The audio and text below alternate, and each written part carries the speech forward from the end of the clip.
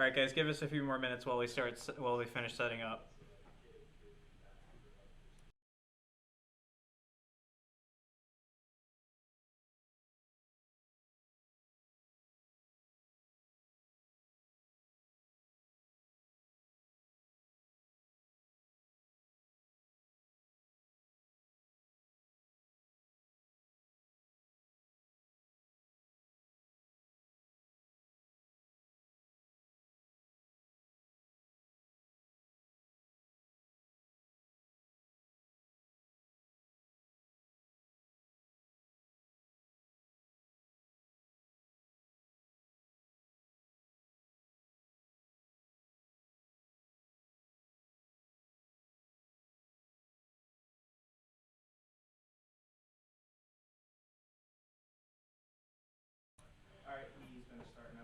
All right, guys, we are ready to start showing off the panel. So we have a few guests. We have, first off, we have the moderator of the panels, which is Spencer Baughman. Which Spencer introduced him. Okay, and I'm going to have him introduce everybody else. So without further ado, let's swap over to them. Yep. All right, guys, you're good to go. Awesome. Hi there, everybody. My name is Spencer Baughman. I am a independent game developer. I'm a senior at LTU, and I am the person who will be moderating this following panel for everyone on this fine evening. To just go around the virtual room, so to speak. I figure that we can all introduce ourselves, give everyone a little bit of a background into who you are. So if you want, Lily, you can start it off, and then we can just all go from there. So yeah, sure. Okay, so my name is Lily Valeen. I'm an independent game developer as well as like a bunch of other stuff. But like, yeah, I like making games that make you press buttons fast and cry. Uh, I've been making games for probably 15 years now as like a hobbyist, and I've started trying to make more and more bigger projects, and hopefully, I'm releasing my first commercial project sometime this year, whenever I get that done, which is called Boss Game. Anyway, yeah. awesome, fantastic. Steven, you want to go ahead? Yeah, I'm Steven Zavala. I've been a professional game developer / app developer for about 10 years now, both in indie projects and for various companies. At this point, probably too many companies. In my own personal projects, do mostly like puzzle games, arcade stuff. I like to focus on more like the systematic sides of games, more so than like I leave art and theme up to people who are good at those things. But yeah, so far it's been going pretty good. And I know a thing or two about burning out, so I'm glad to be here talking about it today. Awesome. Schala, you want to go ahead? Yeah, I'm Schala Walls. I am probably the least qualified person on the panel, but I can tell you a lot about burnout and portfolio building sort of in a regular software dev situation. I'm mostly just a hobbyist game developer. I run a game dev club out of IPSI. So yeah, that's me. Awesome. And Sam? I'm Samantha Fenari. I am currently a freelance web designer, but in the past I've worked at some games adjacent companies as well as a lot of like hobby indie game development on the side when motivation kicks in. That's me. Awesome, fantastic. So to give everybody a little bit of a rundown how this following conversation is going to play out, we're gonna split the night up into two halves for the first 45 minutes or so, however long it takes us to naturally work through all of the points that we have prepared. We'll be touching on the topic of burnout, as it's pervasive problem, needlessly said, in the industry right now as we face it, and I think we all have very strong opinions about like what we can do to combat that. And then in the second half of the evening, we'll be going over like how to effectively like build a portfolio for the appropriate situation that you may find yourself in. So, yeah, let's start out. So, firstly, I was thinking that we could, and I can also jump in and provide some background and takes myself. I've been a labor organizer for about 2 years there. So, burnout is obviously something that I feel very strongly about, that this is something that we should fix as a collective group of people.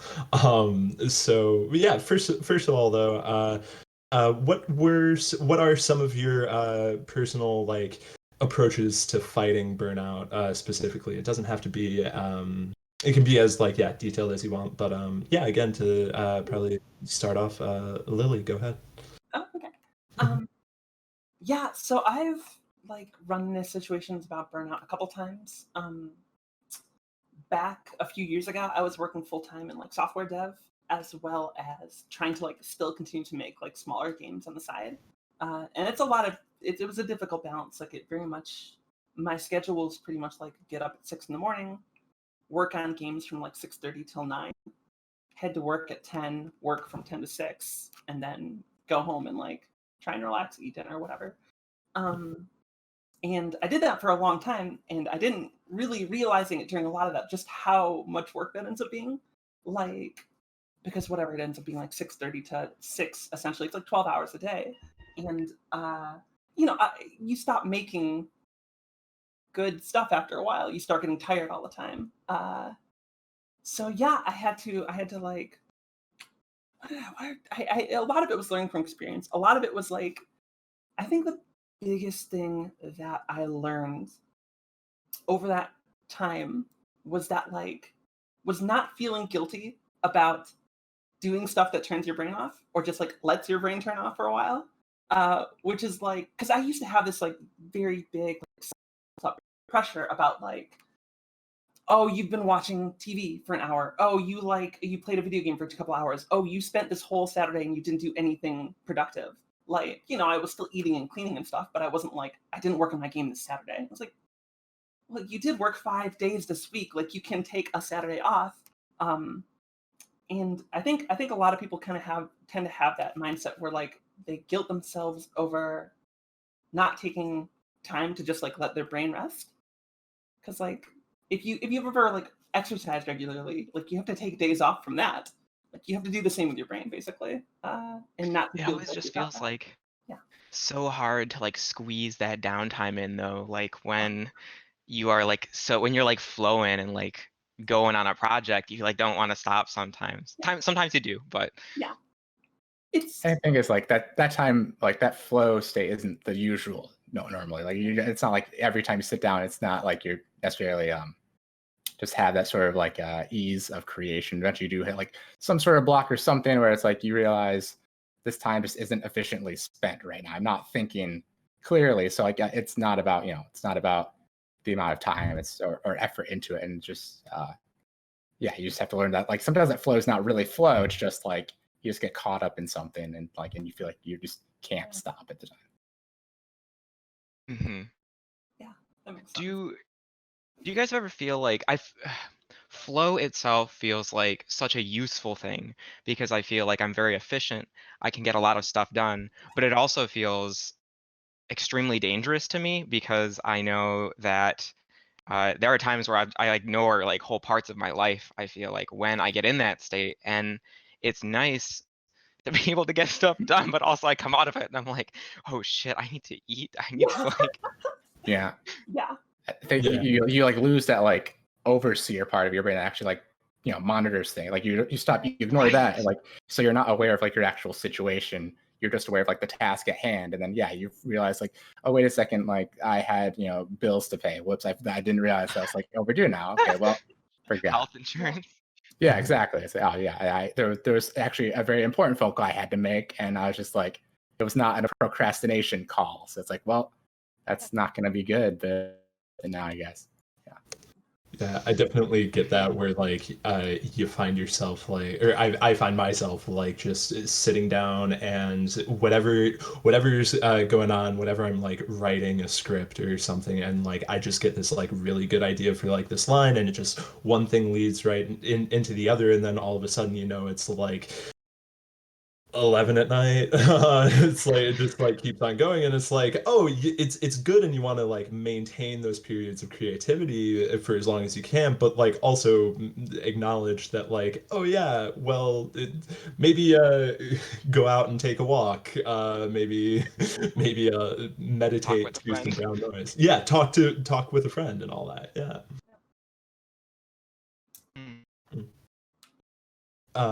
Yeah, so like I also like I'm curious, yeah, because Sam, I kind of I agree with you, because like that flow state can get I wonder like just how many other aspects of like in large part it's the people that you're around with that also kind of like feeds into it, like where you're both like creative people, and you both understand the need that like you need to like just get this creative like juices a flowing, and then you just kind of like I wonder how much that kind of like relationships becomes like a self-perpetuating cycle to a certain extent, because like it is really good to really try to maintain that, but also like yeah, also at the end of the day it can be harmful to a degree.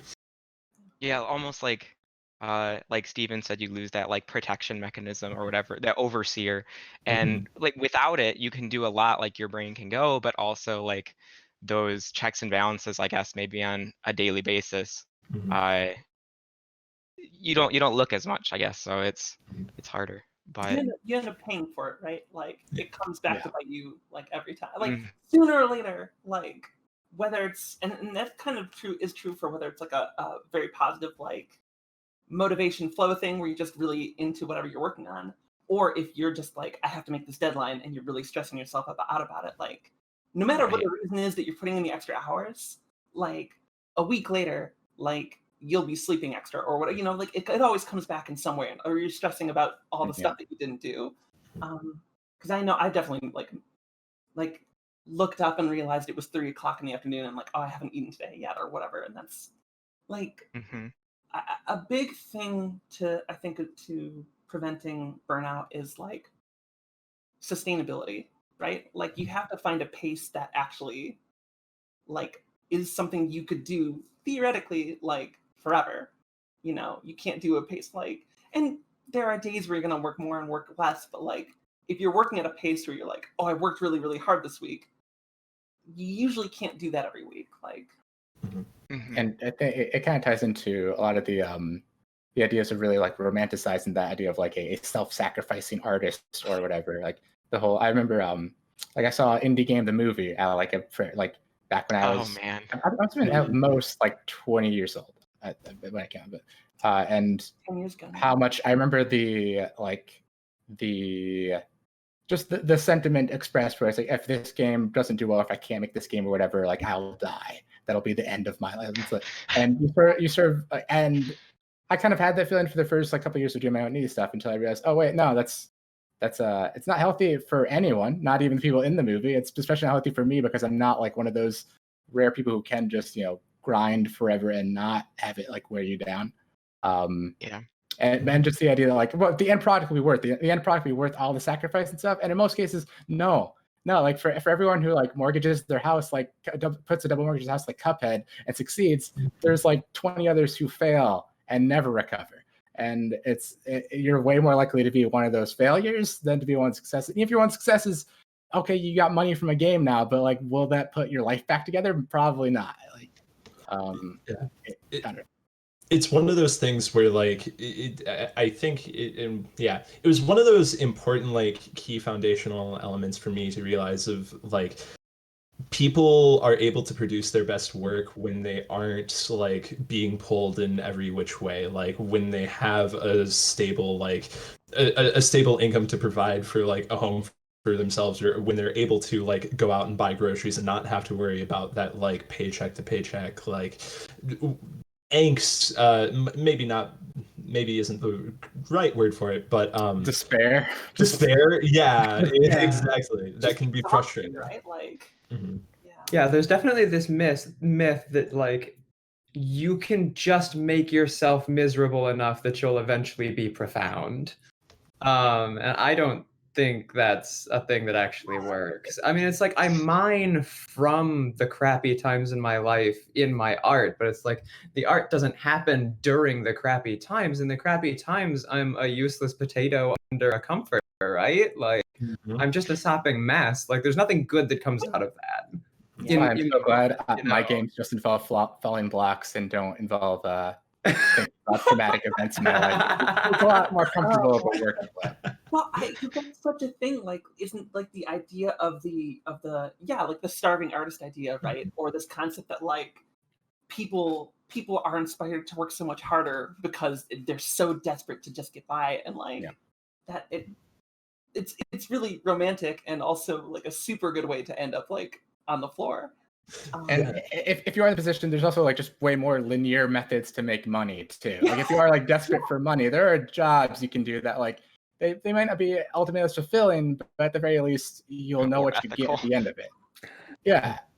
There was I listened to a while back. There was a really good talk by Zavala Nelson Jr. and he mentioned like the idea of making smaller games that make like pizza money, and that concept being like, well, like most of the time, if you're making games on your own, you're not going to make a game that like or pays your food bills or whatever. So like make smaller things that are for fun that you can do alongside your actual day job, and they will make you like pizza money. They will make you like, oh, I made this game and it sold, whatever much, and I made a couple $100 or whatever, and now I can like get takeout.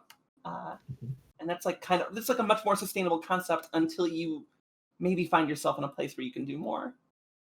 Have you guys ever changed a game idea, or I've noticed myself trying to like shrink game ideas to make them more manageable based on like the amount of time I had, but I feel like it is extremely hard to take like an artistic idea in its like fullest and scale it back, like almost preparing for like trying to prevent burnout and like making it take up too much of my life. And like, have you guys ever successfully done that out of curiosity?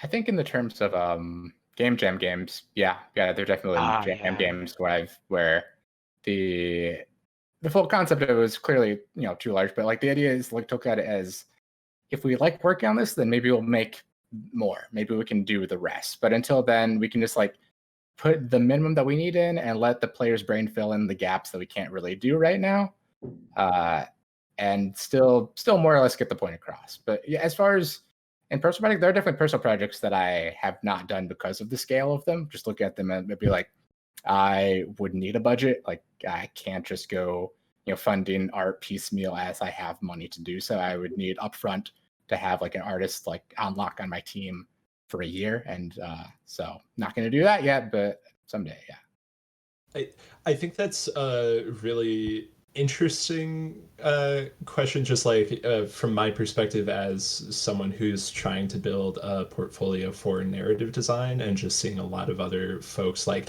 when they have that one really good idea and they just like really commit to it.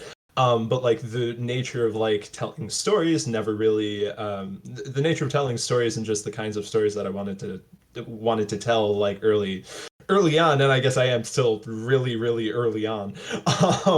But it didn't line up, so I've found myself gravitating towards tools like Bitsy and Twine, just because they were a great I'm almost like conscious of using the term excuse, but they were really good excuses to just get something out there and get something made, and like not really worry about what the grander feedback is, because it's kind of like couched in this like, oh well, I'm using a smaller engine. Well, I'm using that smaller engine with the explicit intent of like stretching my narrative design muscles, trying to show the different kinds of like stories that I can tell in this like tool set. It's the ukulele of game design. Oh my god.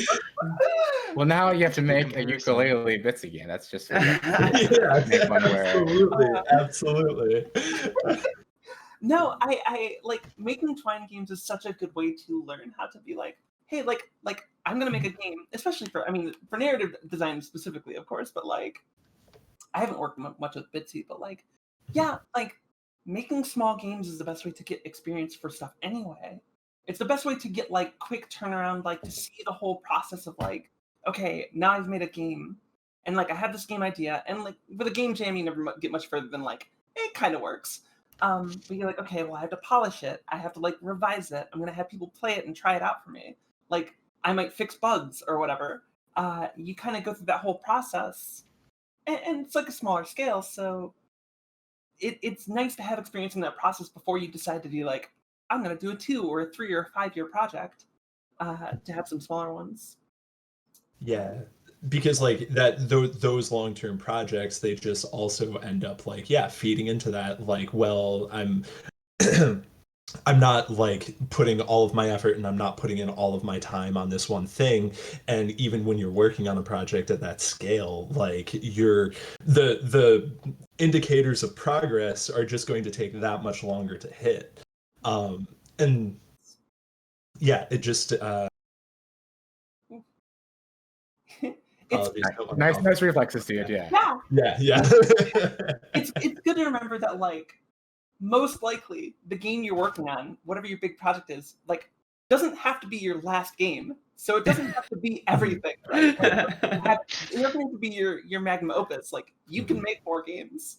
So like, yeah. It's also like it's kind of like defensive design too, because like if the reaction to it is negative, then you always have the defense of like, well, I mean, that was my first shot, and like it wasn't like I was trying all that, like, Yeah. like you know, yeah. you can do like the scrub move of like, well, I wasn't trying as hard as I could have. So like, if I really tried, you would have loved the game. But maybe not. Sorry, it had to be this small. Yeah, That was definitely. Oh, sorry. No, go ahead. You're just the moderator. Talk over all you want, dude. Doesn't matter. No, my going by what like Sam said, that was kind of my goal with Boss Game. So like when I was 15, 19, whatever, I was really big into RPG Maker, and I really wanted to make like Chrono Trigger level RPG with no concept of the fact that Chrono Trigger was made by like 40 people or whatever. A team of geniuses, yeah. Yeah, it seemed like I could totally do it. But then like so eventually I kind of scaled down to this idea where I was like, what if there's like only a few battles that you do? There's no walking around, there's no exploring, there's like story and there's battles, and that's the whole game, and it's like this RPG. And I was like, this sounds like something I can sort of approach in like a reasonable scale. And it's still taken me like over 2 years, but but like it was. The problem is you're trying to make it good. Like if you're trying to make it at all, it would have been done by now. But exactly. Like if I had been doing like maps and like cutscenes, like if I had been doing more stuff, like I never would have finished, right? So that theoretically should be. We'll see if it actually works out, but. Awesome. Well, we have some questions that have been brought up that we can touch on briefly, since we are hitting the halfway point here. So, first question that we got is from. Do you think procrastination is the first stage of burnout? And this is a good one to just like kind of like go around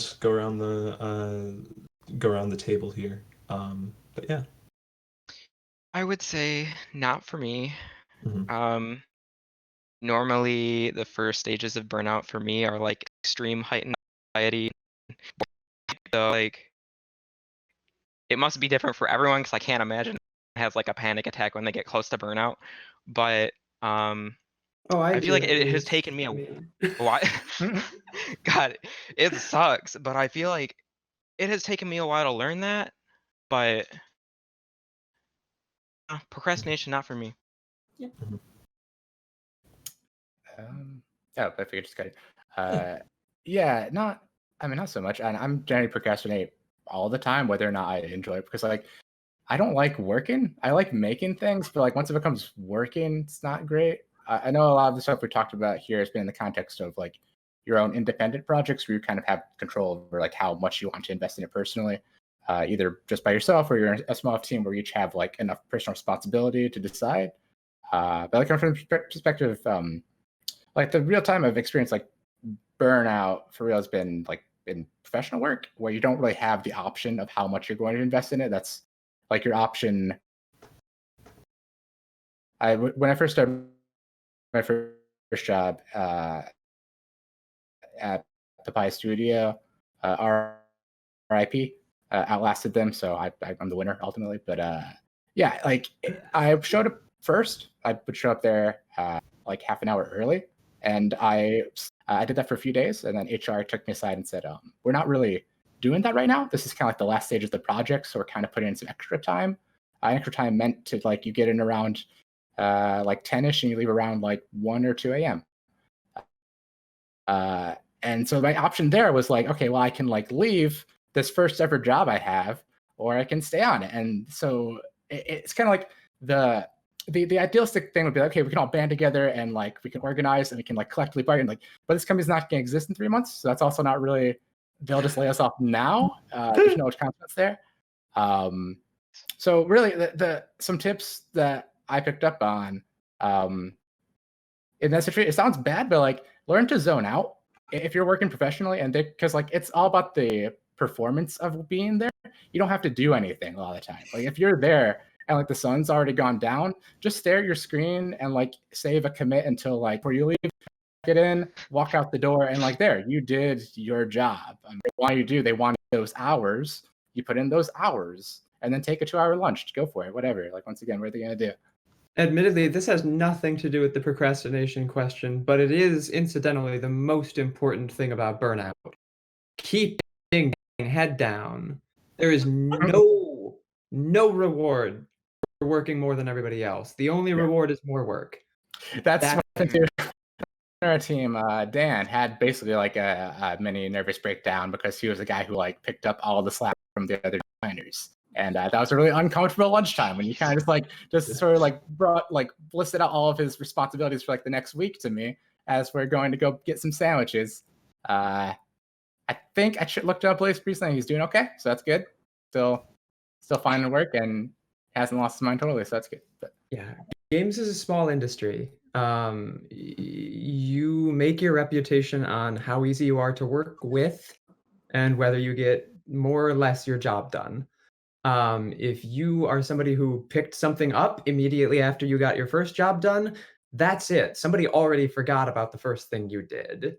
You're never going to get a reputation of being just like somebody amazing just because you pick up a lot of work. So.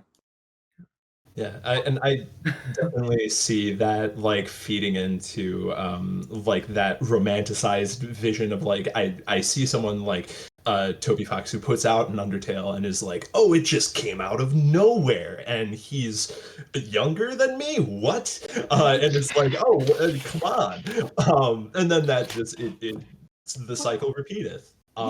Yeah. Toby Fox has even talked. I think Toby Fox has been like pretty open about having like RSI issues and like physical like conditions from like that stuff comes from overworking too, like not taking breaks, like not sleeping enough, not eating well enough. Like the things that can cause those things is like, well, you should be taking breaks. Like it has to be sustainable, right? Following like the software development questions, like there's this idea that like 40 hours a week is like 40 hours of work a week. And after a couple of years of like keeping track, right? Exactly. it's like 12 to 16. Oh my god. Yeah, no, I would like keep track of the work I was doing on Boss Game and like seeing like how well I did. And I was like, I'm hitting an average like maybe 20 or 30 hours a week. And like that's like a good, like that's at the end of the week, I'm like, okay, I feel pretty good about that. And how I felt really guilty for a while because I was like, aren't I supposed to be working like 40 or 50? Nobody, you don't in a software office, you don't work 40 or 50 hours. Well, how many hours of meetings do you have with yourself? Yeah, yeah, exactly. You should be about 2.5 hours of meetings across like 3 different teams. Well, we would spend like 45 minutes arguing about Dark Souls at work too, right? So like that you don't count. I wouldn't know anything about that. Yeah. What's a Dark Souls? Oh, yeah. I broke the rule. Yes, praise the sun. Praise the sun. Yeah. Yeah. Oh, go ahead. No, okay. Oh, So no. yeah, So you're good. 4 or 5 hours, like 8. You're probably not going to keep up 8 hours of like work on your thing a day if you're devoting your full day towards it. Like, yeah. So I think I remember don't feel guilty. at my last company, even in all of the time tracking and like risk analyses, they only scheduled people for 6 hours a day, even though we were there for 8. Because realistically, they only expected that much from people, even though there were other problems with that company. But We do, yeah. It does always count lunch and like breaks too, which is like, I mean, that's not. I need it, yes, but it's not going to be like time spent towards progressing on things. It's right. And like I said, take longer if you can. Like whenever you can take a longer lunch, do so. Yeah. Or if you're at one of those companies that mandates the lunchtime doesn't go towards your work, because those are shitty. But yeah, you ask about that in the interview. If we're getting into like interview questions, yeah, like ask that in the interview. Like, do you guys count? Like, God, how close specifically do you track hours? I used to, because I used to do this too. When there would be like new engineers at our company who would be like, who would have that kind of whatever you call it, imposter syndrome, and they would be like, oh, I have to really like work overtime to make them think I'm really, really good at my job. And like I would see them do it for a while, and I would pull them aside and be like, this is going to make life harder for everyone if you do this. Like, don't stay until midnight. Like, it's going to hurt you, but it's also going to make the rest of us look bad, and we're all going to get mad about it. So don't do that. Like, go home. Like, go enjoy yourself. Yeah. Anyway. Yo, we sing the work song so you don't hit the hammer any faster than we're singing. Yeah.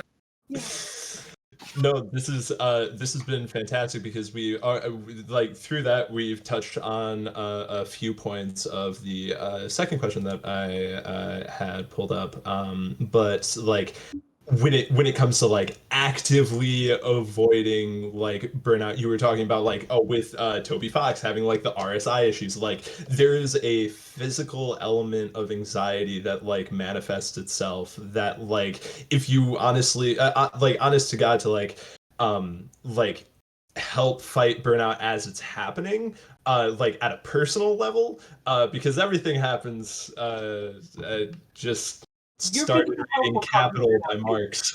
So yeah, it happened. Yeah, there's a personal and then there's like a macro level. At that personal level, like taking care of the physical body you inhabit is important. Like, and whether it's just like drinking 8 glasses of water a day, just like taking like 5 minutes on your phone to like breathe, whatever like works for you in those ways, like that helps. I didn't know, like, yeah, so like we already kind of like brought it up, but if anybody has any additional along those lines to just like feel free, because I can then pivot into a larger conversation about dialectic materialism, and then that's like one thing to remember, going back to like if it's a personal project, is you care about a lot, but like the world doesn't need it. So like don't feel like you have to push yourself to get it out soon. Like the world will be fine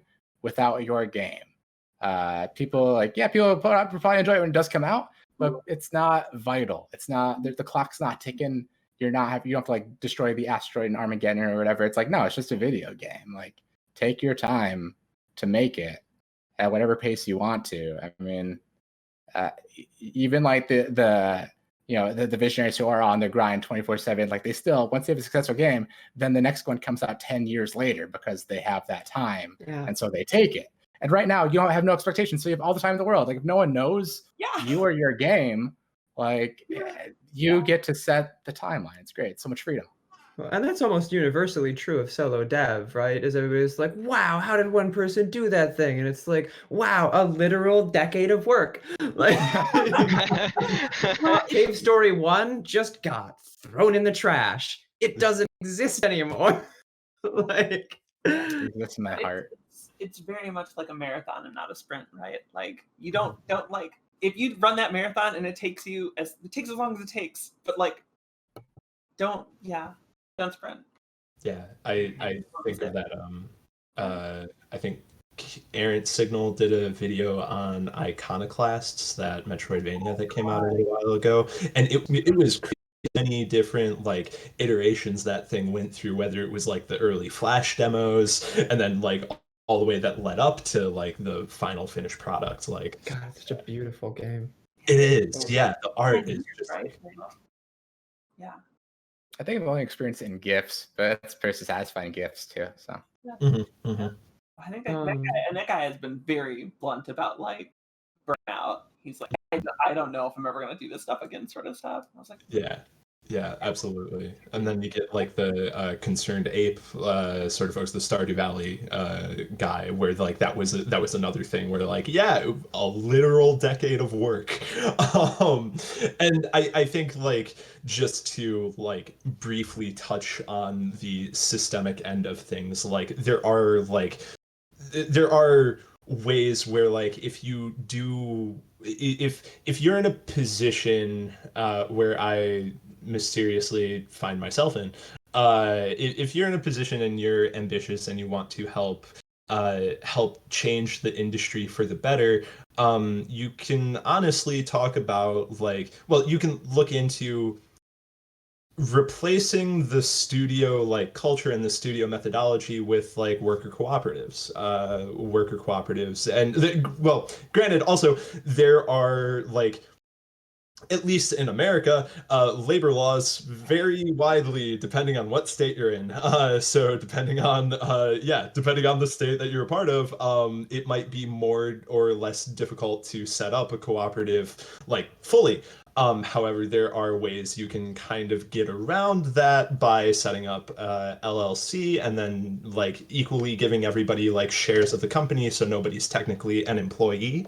There are, and also like the best way that I've found, at least what's been most effective for me, is just start the conversation, start having these conversations with other like developers that you know of and are talking about, because these like this like level of consistent burnout that everybody faces, like it's not sustainable. Even though we've come this far on it, you get people who like have like one absolutely terrible life-changing experience and just never want to get into game dev again because of it, and because this shitty culture is perpetuated by the different people that we talk to, and it's been absorbed for our entire life. It's a reason like no one stays in games longer than 5 or 10 years. Yeah, absolutely, 100%. I think it was there's a bunch of like people with like different people, like Game Workers Union and stuff, but I remember hearing them talk about like whatever God of War 2018, and just like how many people like quit the game industry or like had like severe like health problems after that game came out because they were crunching on it. Yeah, absolutely. I think we can agree with that. I mean, it is definitely worth it to be like the 100th name on the list after all the producers and executives and everything, right? Like, dude, look at I was developer number 6. Yeah, it was Kratos Beard Rigger. Yeah. Like, I mean, every time he catches the axe and it doesn't like embed itself in his arm or whatever, it's like, that was me. I just want to make sure the animation works right. This is definitely worth the like many years of like anxiety and therapy that I had to deal with after this, because when I saw the cable physics in Last of Us 2 that took probably thousands of person hours over time to do that, like that was definitely a requirement for like the 3 puzzles he was used in the game. That was vital. How else would you do a scripted animation? No, come on, get out of here, gross. The biggest one for me was seeing headlines being written about like just think about the person who spent months making sure that the testicle physics worked on the horses in Red Dead Redemption 2. Vital, key, important detail. Otherwise, the entire physics model of the horse doesn't work. How do you expect it to walk? Have you seen Jurassic Park Trespass? It's like that. They're like spring-loaded legs. All right, they need that to counterbalance the weight of the horse. We heard it from Steven. There are no female horses. Yeah, let's give a double the effort to that. Awesome, fantastic. Well, that brings us to the halfway point. So topic change now into portfolios.